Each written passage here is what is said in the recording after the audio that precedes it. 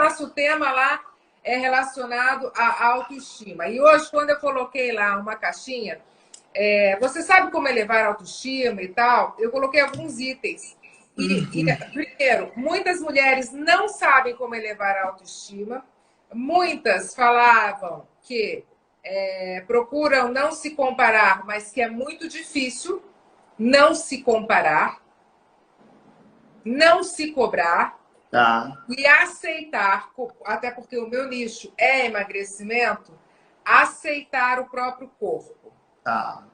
Tá? Ainda mais nos tempos de Instagram, onde a gente vê aí fotos e fotos trabalhadas, fotos manipuladas, filtros, uma população aí que eu vejo doente, inclusive, com depressão. Se você acreditar em tudo que você vê no Instagram, você realmente fica louco.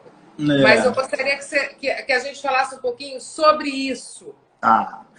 Então vamos lá. Primeira coisa, respondendo à proposta do nosso tema, né? A masculinização da cultura e os seus efeitos na autoestima da mulher. Isso é muito importante a gente pensar. Nós nascemos numa cultura que nos precede. Vovó que ensinou a mamãe que o casamento, que a mulher tem que ser submissa, que vai sofrer, que vai ser infeliz. E desta forma, dentro de uma cultura que desde o primeiro homem, atravessando a cultura judaica, passando pelo cristianismo institucional, atravessando os pré-socráticos. Então você veja que a cultura ocidental, ela tem muito dessa carga. Para você ter uma ideia, na nossa bandeira, o que está escrito na nossa bandeira?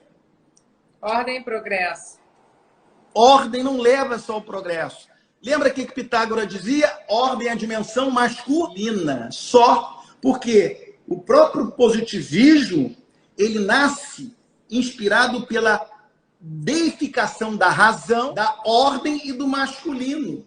Dado que a razão, as ideias, a objetividade, para Platão, e que traz um reflexo enorme sobre o nosso mundo, são dimensões masculinas. E toda vez que a ordem, que a razão, que a objetividade é enfatizado em detrimento da poesia, da amabilidade, da ternura, do caos, da liberdade, fica reforçado o machismo.